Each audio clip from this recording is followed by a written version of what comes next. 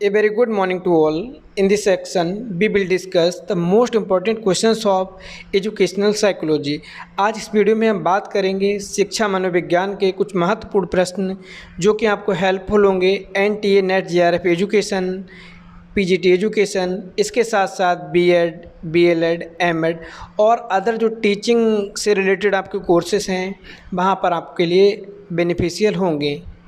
Mostly questions आपके net के exam में, पीजीटी एजुकेशन और जहाँ जहाँ पर साइकोलॉजी या शिक्षा मनोविज्ञान के प्रश्न आपसे पूछे जाते हैं वहाँ पर आपके लिए बेनिफिशियल होगा।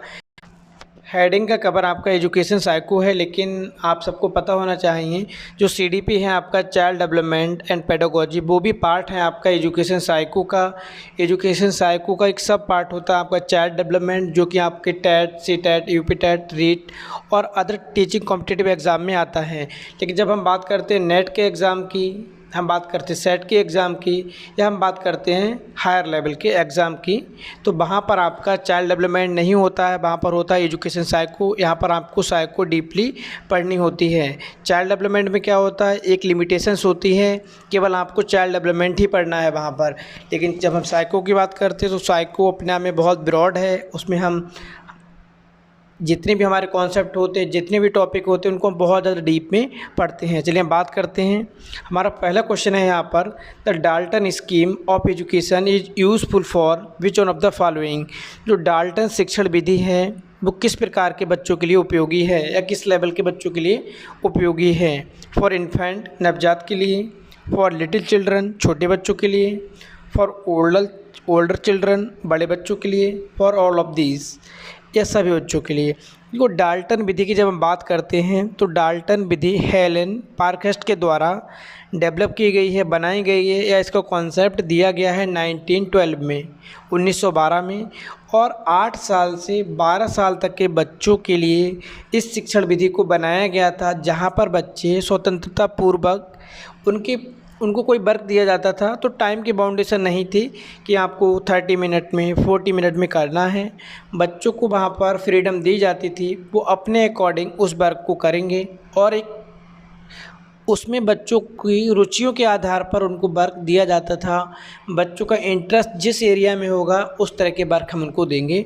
तो 8 साल से 12 साल तक के बच्चे होते हैं, वो आते हैं आपके ऑप्शन 3 में, फॉर ओल्डर चिल्ड्रन। तो आपका यहाँ पर थर्ड ऑप्शन करेक्ट हो जाएगा। नेक्स्ट क्वेश्चन है हमारा second, there are 3 phases of teaching given by P Jackson, which of the following is incorrect one. यहाँ पर बात हो रही है शिक्षण की अवस्थाओं के बारे में। शिक्षण की अवस्थाएं आपने एजुकेशन साइको में भी पढ़ी होंगी, इसके साथ साथ एजुकेशन टेक्नोलॉजी में भी पढ़ी हैं। तो आपको बताना है यहाँ पर कौन सी फेसेस ऑफ टीचिंग में इंक्लूड नहीं है। Option A pre active, option B interactive, option C post active, option D आपका अंडर एक्टिव। तो जब आप फेसेस ऑफ टीचिंग पढ़ते हैं, शिक्षण की अवस्थाएं पढ़ते हैं, तो वहाँ पर 3 अवस्थाएं होती हैं, या 3 फेसेस होते हैं आपके, प्री एक्टिव, इंटरेक्टिव और पोस्ट एक्टिव। तो आपका यहाँ पर 4th ऑप्शन करेक्ट हो जाएगा। क्वेश्चन नंबर 3 है हमारा, a developmental halt due to frustration and anxiety is referred to as. यहाँ पर बात हो रही है निराशा और चिंता के कारण विकासात्मक रुकावट को कहा जाता है डिप्रेशन, फिक्सेशन, रिग्रेशन, हेल्पलेसनेस। देखो, हम बात कर रहे हैं यहाँ पर किसकी, फ्रस्ट्रेशन और एंजाइटी की। निराशा और चिंता के कारण जब आपका विकास प्रभावित होता है या एक जगह पर रुक जाता है तो उसको हम बोलते हैं फिक्सेशन। तो ऑप्शन सेकंड आपका करेक्ट होगा। डिप्रेशन का मतलब क्या होता है, डिप्रेशन का मतलब बच्चे के अंदर इन्फीरियरिटी कॉम्प्लेक्स आ जाता है, वो कुछ सोचने लगता है, उसका माइंड वर्क नहीं करता है। तो लेकिन उसका ऐसा थोड़ा ना होता है कि उसका डेवलपमेंट कहीं पर प्रभावित होता है, डेवलपमेंट नहीं रुकता है, बस चीज़ें चलती हैं। उसका वो मेंटली डिस्टर्ब होता है, मेंटली कॉन्फ्लिक्ट उसके पास आ जाते हैं। ठीक है, तो आपका यहाँ पर सेकंड ऑप्शन ही करेक्ट होगा, फिक्सेशन। क्वेश्चन नंबर 4 है हमारा, एजुकेशन डेवलप्स चाइल्ड। शिक्षा विकास करती है बालक के अंदर किसका, एक्सप्रेशन का, अभिव्यक्ति का, इंट्यूशन का, उसके सहज ज्ञान का, एक्यूरेसी का, स्पष्टता जिसको हम बोलते हैं, और आपका इनेट पावर जन्मजात शक्ति, या जो बाय बर्थ बच्चे को एबिलिटी प्राप्त होती हैं उनकी बात हो रही है। तो एजुकेशन का काम होता है बच्चे की इननेट पावर्स को डेवलप करना, उनको नर्चर करना। तो ऑप्शन फोर्थ आपका करेक्ट हो जाएगा, education develops child's innate powers. और यहाँ पर फ्रोबेल की डेफिनेशन भी यही है, शिक्षा का कार्य मनुष्य की अंतर्निहित शक्तियों को बाहर लाना, उनको विकास करना। ठीक है, नेक्स्ट क्वेश्चन है हमारा, defence mechanism created by the. Defence mechanism का कॉन्सेप्ट सिगमंड फ्राइड की साइको एनालिटिकल थ्योरी में एडजस्टमेंट करने के लिए इसका यूज़ किया जाता है, अपने एनवायरनमेंट से अपने आप को स्टैंड करने के लिए, अपनी जो अपना बिहेवियर है उसको स्टेबल बनाने के लिए। ठीक है, रक्षात्मक युक्तियाँ किसके लिए मतलब यूज़ की जाती हैं? इड, इदम, ईगो, अहम, सुपर ईगो, पराअहम, कॉन्शियसनेस, चेतन। तो यहाँ पर जो आपका डिफेंस मैकेनिज़्म है, रक्षात्मक युक्तियाँ हैं, वो हमारा जो ईगो वाला पार्ट होता है उसको डिफेंड करने के लिए होती हैं। ऑप्शन सेकंड का करेक्ट होगा, ego. Defence mechanism are created by the ego. Question number 6 है हमारा, the creative potential can be improved. जो आपकी सृजनात्मक या रचनात्मक क्षमताएं हैं उनको कैसे इम्प्रूव किया जा सकता है? प्रॉपर ट्रेनिंग, पर्याप्त प्रशिक्षण देने के बाद, कम्पिटिटिव फीलिंग जो प्रतिस्पर्धा है आपके अंदर या प्रतियोगिता की भावना उसको डेवलप करने के बाद में, एक्टिविटी आपको एक्टिव रखने के बाद, या आपको दंड के द्वारा। देखो, एज ए टीचर जब हम चाइल्ड साइको या साइको की बात करते हैं तो बच्चे के अंदर कंपटीशन की फीलिंग को हमको डेवलप नहीं करना होता है, बच्चे के अंदर हमको डेवलप करना होता है कोऑपरेटिव, वो और बच्चों के साथ कोऑपरेशन करे वहाँ पर। तो यहाँ पर ये वाला ऑप्शन आपका होना नहीं है। ठीक है, सेकंड वाला। तो यहाँ पर ऑप्शन फर्स्ट करेक्ट होगा, proper training. The creative potential can be improved by the proper training. जो आपके अंदर रचनात्मक या सृजनात्मक क्षमताएं होती हैं उनको या उनमें सुधार किया जा सकता है पर्याप्त या अच्छे तरह से आपको प्रशिक्षण दिया जाए। क्वेश्चन नंबर 7 है हमारा, the first sense of develop is. सबसे पहले बालक के अंदर जब बच्चा बर्थ करता है, बच्चे का जन्म होता है, तो कौन सा सेंस वर्क करता है या कौन से सेंस को वो फील करता है वहाँ पर? Touch, hearing, sight, taste. तो यहाँ पर सबसे पहले जो सेंस वर्क करता है वो सेंस आपका है टच। क्यों?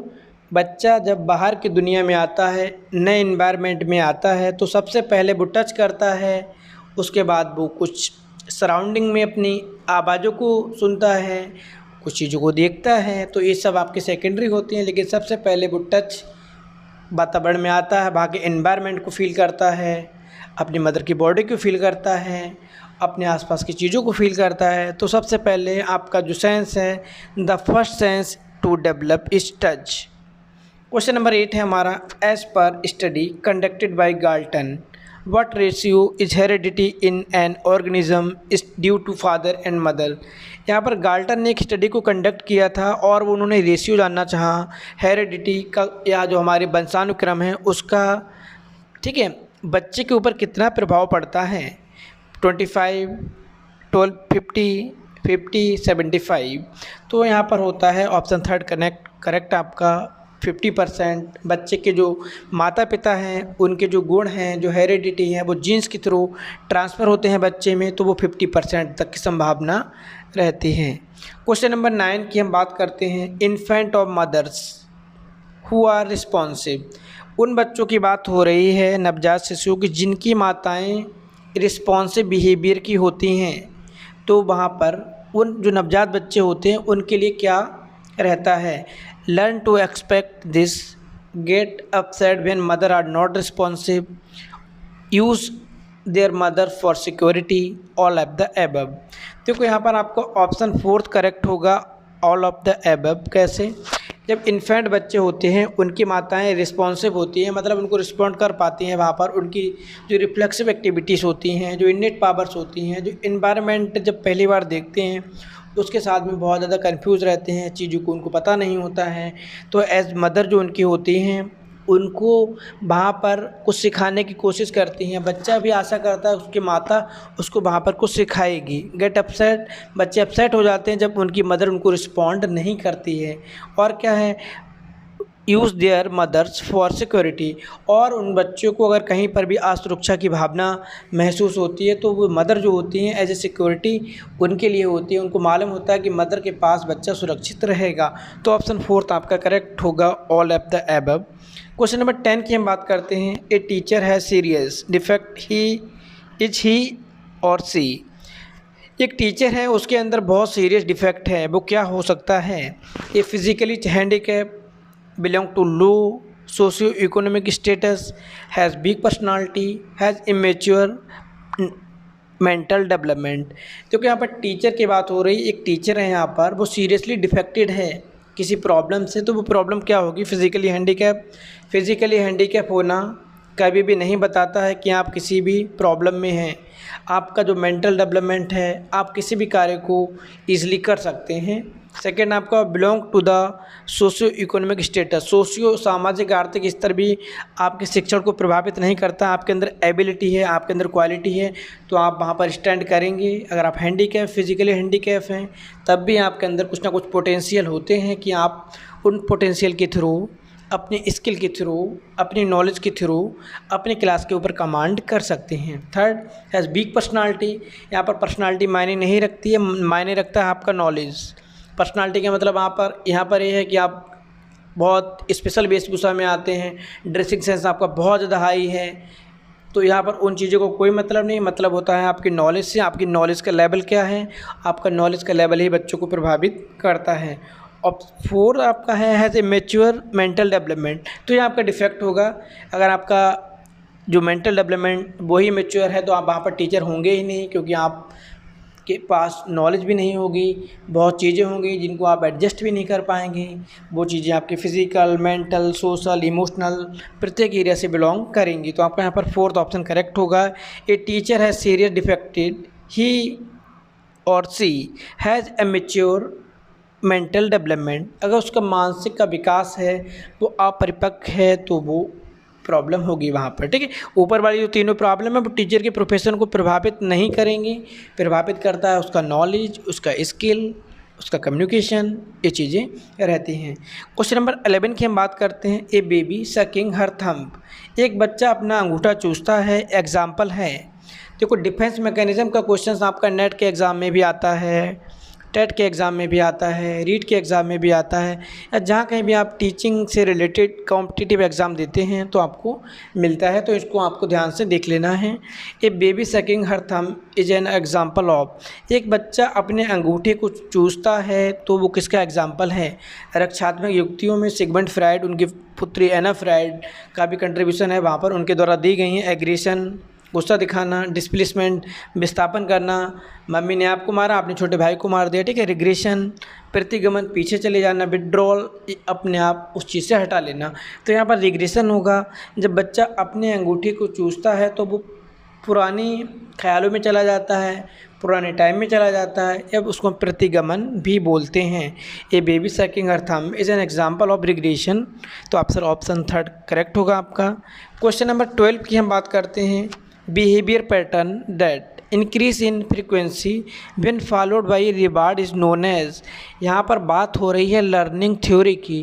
देखो लर्निंग थ्योरी किस किस की हैं आपकी? थॉर्नडाइक, कोहलर, पावलव, स्किनर, ठीक है, और कॉग्निटिव हैं आपके, व्यवहारवादी हैं आपके, कई टाइप की थ्योरी हैं। तो अब आपको यहाँ पर बताना है कि जो क्वेश्चन दिया है behaviour pattern that increase the frequency when followed by reward is known, जब किसी कौन सी लर्निंग है जिसमें रिवार्ड को या जिसको मोटिवेशन को या जिसमें पुनर्बलन को स्थान दिया गया है। Shaping, generalisation, operant conditioning, classical conditioning. तो यहाँ पर आपका ऑप्शन 3 करेक्ट होगा, ऑपरेंट कंडीशनिंग। बीएफ स्किनर के द्वारा दी गई है, जिन्होंने अपने एक्सपेरिमेंट किए हैं सफ़ेद चूहों पर, कबूतर पर, ठीक है। तो वहाँ पर क्या होता है, कबूतर को एक निश्चित शेड्यूल पर, एक निश्चित या फिक्स फ्रिक्वेंसी है आपकी, वहाँ पर वो चोंच मारते हैं, उनको दाना दिया जाता है। वो जो दाना होता है एज ए मोटिवेशन होता है, वहाँ पर एज ए रिवार्ड होता है, एज ए रीइंफोर्समेंट होता है, जो उस कबूतर को रिस्पॉन्स करने के लिए मोटिवेट करता है। तो ऑप्शन 3 आपका करेक्ट होगा। क्वेश्चन नंबर 13 है हमारा, the thinking process involved in producing an idea और concept that is new, original and useful in termed as. यहाँ पर बात हो रही है जब हमारे थिंकिंग की जो प्रोसेस होती है, उस थिंकिंग की प्रोसेस से उत्पन्न होते हैं नए विचार, नए आइडिया, और जो आइडिया होते हैं वो आपके खुद के विचार होते हैं, कहीं से कट कॉपी पेस्टेड नहीं होते। तो इस चीज़ को हम क्या कहेंगे? क्रिएटिविटी, सृजनात्मकता, इनोवेशन, नवाचार, इंटेलिजेंस, बुद्धि, साइनेटिक्स। ठीक है, तो हम इसको क्या कहेंगे? इसको हम कहेंगे क्रिएटिविटी या सृजनात्मकता। जब हमारे थिंकिंग के बाद हमारे मन में आइडिया आते हैं, कॉन्सेप्ट आते हैं, कुछ विचार आते हैं जो मौलिक होते हैं, पहले कभी उन चीज़ों की बात नहीं हुई होती है, तो उसको हम सृजनात्मकता बोलते हैं। Question number 14, inclusive education is about. यहाँ पर बात हो रही है समावेशी शिक्षा क्या है। Making provision for all children, सभी बच्चों के लिए शिक्षा के समान अवसर प्रदान किए जाएं। वेलकमिंग एंड सेलिब्रेटिंग डाइवर्सिटी, विभिन्नताओं का स्वागत किया जाए और सेलिब्रेट किया जाए। कहाँ? स्कूल में, क्लास में और पीयर ग्रुप में। बोथ ए एंड बी, दोनों, नन ऑफ दीज। तो आपका यहाँ पर ऑप्शन 3 करेक्ट होगा, A and B. Inclusive education is about making provision for all children and welcoming and celebrating diversity. Question number 15 की हम बात करते हैं, Spearman G factor of intelligence. बुद्धि के द्विकारक सिद्धांत में स्पीयरमैन की थ्योरी में जी कारक, एस कारक, जनरल फैक्टर, स्पेसिफिक फैक्टर की बात की गई थी। एक क्वेश्चन है आपका जनरल फैक्टर से आपको बताना है यूनिवर्सल एंड इनबॉर्न एबिलिटी। जो जी फैक्टर है आपकी वो जन्मजात और सार्वभौमिक बुद्धि है या क्षमता है। Constant and does not change in an individual with time, निश्चित रहती है और किसी भी व्यक्ति में टाइम टू टाइम चेंज नहीं होती है। Question third, option third, different in different individuals depending on their genes. प्रत्येक व्यक्ति में, प्रत्येक मनुष्य में उनकी जो मात्रा है वो अलग अलग होती है, उनके अकॉर्डिंग, उनके जीन्स के अकॉर्डिंग। और लास्ट है आपका ऑल ऑफ द एबव। तो आपका यहाँ पर 4th ऑप्शन करेक्ट होगा। यहाँ पर आपके जो तीनों ऑप्शन है वो करेक्ट हैं, ऑल ऑफ द एबव आपका आंसर होगा। यहाँ पर 4th ऑप्शन करेक्ट है आपका। क्वेश्चन नंबर 16 की हम बात करते हैं, achievement test are commonly used for the purpose of. उपलब्धि परीक्षण का प्रयोग सामान्यतः किया जाता है या किस उद्देश्य के लिए किया जाता है? Making selection for a specific job, किसी विशिष्ट क्षेत्र में, किसी स्पेशल एरिया में या किसी जॉब में सिलेक्शन के लिए। Selecting candidate for a course, किसी कोर्स के लिए कैंडिडेट को सेलेक्ट करना। Identifying strength and weakness of learners, अधिगमकर्ताओं के पॉजिटिव एंड नेगेटिव पॉइंट्स को पहचानना, आइडेंटिफाई करना। Option 4, assessing the amount of learning after teaching, शिक्षण प्रक्रिया के बाद में उनके अधिगम को एसेस करना कि उन्होंने कितना सीखा है। तो ऑप्शन 4 आपका करेक्ट होगा, assessing the amount of learning after teaching.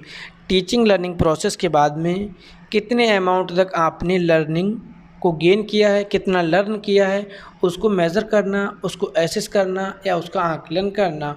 Achievement test are commonly used for the purpose of assessing the amount of learning and teaching या learning after teaching. Question number 17 की हम बात करते हैं यहाँ पर, the idea of 4th pillar या 4 pillar of education was suggested by. शिक्षा के 4 स्तंभों की बात किसके द्वारा की गई है? प्रीवियसली वीडियोस में भी हमने शिक्षा के 4 स्तंभों को एक्सप्लेन किया है, वहाँ पर आपको बताया है कि 4 स्तंभ कौन कौन से हैं। तो किसके द्वारा सजेस्ट किए गए हैं? UGC, NCT, UNESCO, UNICEF. शिक्षा के 4 स्तंभ या 4 pillar of education was suggested by UNESCO. Option 3 आपका करेक्ट होगा। क्वेश्चन नंबर 18 है हमारा यहाँ पर, education is called a triangular process which are these 3 side of triangle. शिक्षा एक त्रिमुखी प्रक्रिया है, किसके द्वारा कहा गया है और कितने इसके साइड हैं, कौन कौन से?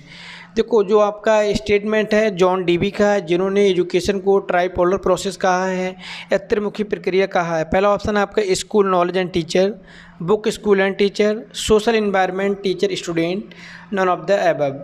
तो आपका यहाँ पर ऑप्शन थर्ड करेक्ट होगा, सोशल इन्वायरमेंट। सोशल इन्वायरमेंट का मतलब आपके विद्यालय जहाँ पर बच्चे पढ़ने जाएंगे, जहाँ पर टीचर रहेंगे, जहाँ पर स्टूडेंट रहेंगे और टीचिंग मटेरियल रहेगा। ऑप्शन थर्ड करेक्ट होगा आपका, social environment teacher and students.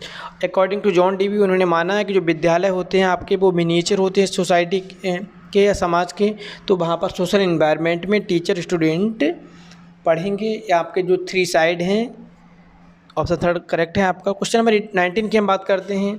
If a child right 16, एक बच्चा 16 को 61 लिखता है एंड गेट कन्फ्यूज और कन्फ्यूज रहता है between band D, that is the case of, ये कौन सा आपका ऑप्शन करेक्ट होगा इसमें? एक बच्चा 16 को 61 लिख देता है या 61 को 16 लिख देता है, उसके पास समझ नहीं है क्या लिखना है या कन्फ्यूज़ रहता है। विजुअल इम्पेयरमेंट में मतलब बच्चों को देखने में प्रॉब्लम होगी, फुली ब्लाइंड भी हो सकता है, पार्शियली ब्लाइंड भी हो सकता है। लर्निंग डिसेबिलिटी, जिसको सीखने में प्रॉब्लम होगी। मेंटल इम्पेयरमेंट, मानसिक रूप से मंदित बालक, आपके यहाँ मानसिक विकलांगता, और मेंटल रिटार्डेड भी उसी का एक टाइप है आपका, ठीक है। तो आपका यहाँ पर ऑप्शन बी सेकंड करेक्ट होगा, लर्निंग डिसेबिलिटीज़। जब बच्चा वहाँ पर संख्याओं को पहचान नहीं पाता है तो वो जो कैटेगरी होती है वो होती है लर्निंग डिसेबिलिटी, अधिगम अक्षमता, ठीक है। क्वेश्चन नंबर 20 है हमारा, हम बात करते हैं who propounded the self theory of personality. Personality की सेल्फ थ्योरी किसके द्वारा दी गई है? Allport, Roger, Kretschmer, Eysenck. तो पर्सनालिटी की जो सेल्फ थ्योरी है आपकी वो दी गई है रोजर्स के द्वारा। कार्ल रोजर्स जो कि आपके अमेरिकन साइकोलॉजिस्ट हैं और इन्होंने इस थ्योरी को दिया है। रिवोल्ट है या अगेंस्ट है आपकी साइको एनालिटिकल थ्योरी, जो कि सिगमंड फ्रायड के द्वारा दी गई है। कब दी गई ये थ्योरी? ये दी गई है 1947 में कार्ल रोजर्स के द्वारा साइको एनालिटिकल थ्योरी के विरोध में या उसके अगेंस्ट में दी गई है। रिवोल्ट है उसका, और यहाँ पर इन्होंने माना कि ह्यूमन है वन बेसिक मोटिवेशन, बस वन बेसिक मोटिव, प्रत्येक मनुष्य के पास कुछ ना कुछ अपने मोटिव्स होते हैं। दैट इज़ द टेंडेंसी, उनकी क्षमताओं के अकॉर्डिंग वो कितनी चीज़ों को अपने अकॉर्डिंग गेन कर सकते हैं वहाँ पर। तो ये चीज़ें हैं आपकी, इनकी जो थ्योरी है ह्यूमनिस्टिक अप्रोच में आती हैं। लाइक ए फ्लावर, एक फूल की तरह, जब हम उसको एक अच्छा एनवायरनमेंट देते हैं तो वो अपनी क्षमताओं के अकॉर्डिंग वहाँ पर ग्रोथ करता है। उसी तरह मनुष्य के पास जो क्षमताएं होती हैं उन क्षमताओं के अकॉर्डिंग वो जितना गेन कर सकता है, यूटिलाइज कर सकता है, उनका यूज़ करता है। तो यहाँ पर हमने डिस्कस किए हैं एजुकेशनल साइकोलॉजी के 20 मोस्ट इंपॉर्टेंट क्वेश्चन, जो कि आपके नॉलेज को भी इंक्रीज़ करेंगे, साथ साथ में TET, super TET, NET, UGC और आपका असिस्टेंट प्रोफेसर और जितने भी आपके कॉम्पिटिटिव एग्ज़ाम हैं वहाँ पर आपको हेल्पफुल होंगे। और एक चीज़ को फिर आप रिमाइंड करेंगे, चाइल्ड डेवलपमेंट एंड पेडागोजी अपने आप में इंडिपेंडेंट नहीं है, वो पार्ट है एजुकेशन साइकोलॉजी का, क्योंकि साइको का पोर्शन आपका बड़ा है, उसी के अंदर कैरी करता है। नेक्स्ट वीडियो में हम बात करेंगे नए क्वेश्चंस के साथ में, तब तक के लिए थैंक यू।